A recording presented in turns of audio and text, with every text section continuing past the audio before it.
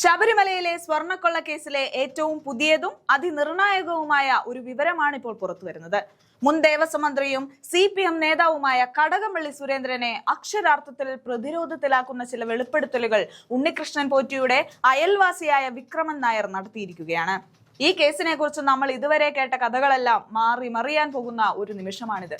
കാരണം സ്വർണ്ണക്കൊള്ളക്കേസിലെ മുഖ്യപ്രതിയായ ഉണ്ണികൃഷ്ണൻ പോറ്റിയെ തനിക്ക് വ്യക്തിപരമായി അറിയില്ലെന്നും വെറും ഒരു സ്പോൺസർ എന്ന നിലയിൽ മാത്രം കണ്ടിട്ടുള്ള പരിചയമേ ഉള്ളൂ എന്നുമാണ് കടകംപള്ളി സുരേന്ദ്രൻ ഇതുവരെ ആവർത്തിച്ചു പറഞ്ഞിരുന്നത്.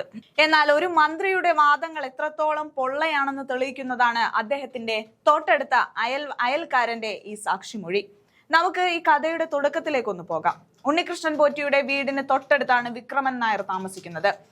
ഉണ്ണികൃഷ്ണൻ പോറ്റിയെ കുട്ടിക്കാലം മുതലേ അറിയാവുന്ന വിക്രമൻ നായർ അദ്ദേഹത്തെ ഉണ്ണി എന്നാണ് വിളിക്കുന്നത്. അത്രയും അടുത്ത ബന്ധമുള്ള ഒരാൾ പറയുന്ന കാര്യങ്ങൾ തള്ളിക്കളയാൻ ആർക്കും കഴിയില്ല. ഒരു ചാനൽ പ്രവർത്തകൻ ആ പ്രദേശത്ത് പോയി നാട്ടുകാരോട് സംസാരിച്ചപ്പോഴാണ് കടകംപള്ളി സുരേന്ദ്രൻ ഈ വീട്ടിലെ സ്ഥിരം സന്ദർശകനായിരുന്നു എന്ന ഞെട്ടിപ്പിക്കുന്ന വിവരം ലഭിക്കുന്നത്. പലരും ക്യാമറയ്ക്ക് മുന്നിൽ പറയാൻ ഭയപ്പെട്ടപ്പോൾ സത്യാവസ്ഥ വിളിച്ചു പറയാൻ വിക്രമൻ നായർ തയ്യാറായി. കടകംപള്ളി സുരേന്ദ്രൻ മന്ത്രിയായിരുന്ന സമയത്ത് അദ്ദേഹത്തിന്റെ ഔദ്യോഗിക വാഹനത്തിൽ ഉണ്ണികൃഷ്ണൻ പോറ്റിയുടെ വീട്ടിലേക്ക് പലതവണ വന്നിട്ടുണ്ടെന്നാണ് വിക്രമൻ നായർ വെളിപ്പെടുത്തിയത്. ഇവിടെ ഗൗരവകരമായ ഒരു ചോദ്യം ഉയരുന്നുണ്ട്.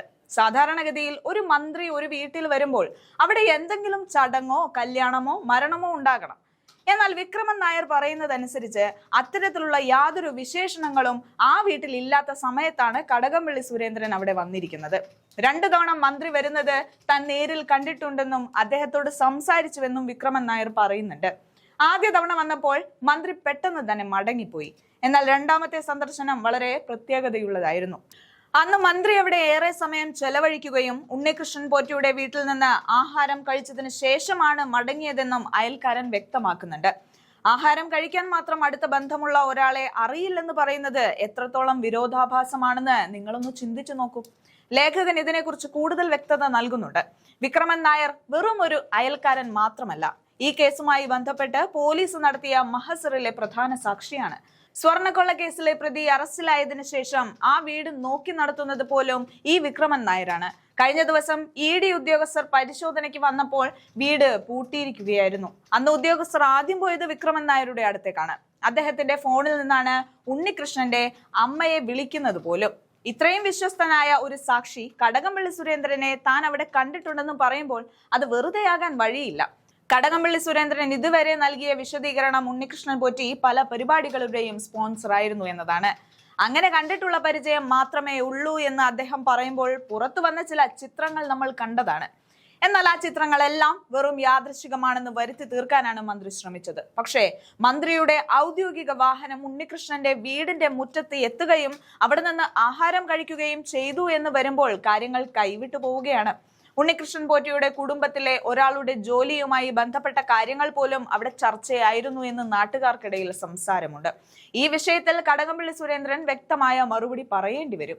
ഒരു പ്രതിയുമായി ഇത്രയും അടുത്ത ബന്ധം പുലർത്തിയ മന്ത്രിക്ക് ഈ കൊള്ളയിൽ പങ്കുണ്ടോ എന്ന ചോദ്യമാണ് ഇപ്പോൾ രാഷ്ട്രീയ കേരളം ചോദിക്കുന്നത്. വിക്രമൻ നായരുടെ വെളിപ്പെടുത്തലിലൂടെ കടകംപള്ളിയുടെ വാദങ്ങൾ ഓരോന്നായി പൊളിയുകയുമാണ്. ഒരു കേസിൽ മഹസർ സാക്ഷിയായി നിൽക്കുന്ന ഒരാൾ പരസ്യമായി ഇത്തരം ഒരു മൊഴി നൽകുമ്പോൾ അത് കോടതിയിലും അന്വേഷണ ഏജൻസികൾക്കും മുന്നിൽ വലിയ വിലയുള്ള രേഖയായി മാറും. അന്വേഷണ ഉദ്യോഗസ്ഥർ വിക്രമൻ നായരുടെ മൊഴി രേഖപ്പെടുത്താൻ തയ്യാറായാൽ കടകംപള്ളി സുരേന്ദ്രൻ അത് വലിയ നിയമക്കുരുക്കായി മാറുമെന്നത് തീർച്ച. സ്വർണ്ണക്കൊള്ള കേസിൽ ഉണ്ണികൃഷ്ണൻ പോറ്റിയുടെ ഓരോ ഇടപാടുകളും അന്വേഷിച്ചു പോകുമ്പോൾ ചെന്നെത്തുന്നത് അധികാരത്തിന്റെ ഉന്നത കേന്ദ്രങ്ങളിലേക്കാണോ എന്ന സംശയം ഈ വാർത്തയോടെ ബലപ്പെട്ടിരിക്കുകയാണ്. കടകംപള്ളി സുരേന്ദ്രനെ ബന്ധപ്പെടാൻ റിപ്പോർട്ടർ ശ്രമിച്ചെങ്കിലും അദ്ദേഹം പ്രതികരിക്കാൻ തയ്യാറായില്ല എന്നതും മൗനം സമ്മതമാണോ എന്ന ചോദ്യം ഉയർത്തുകയാണ്. വരും ദിവസങ്ങളിൽ ഈ വെളിപ്പെടുത്തൽ കേരള രാഷ്ട്രീയത്തിൽ വലിയ കൊടുങ്കാറ്റ് തന്നെ സൃഷ്ടിക്കുമെന്ന കാര്യത്തിൽ സംശയമില്ല.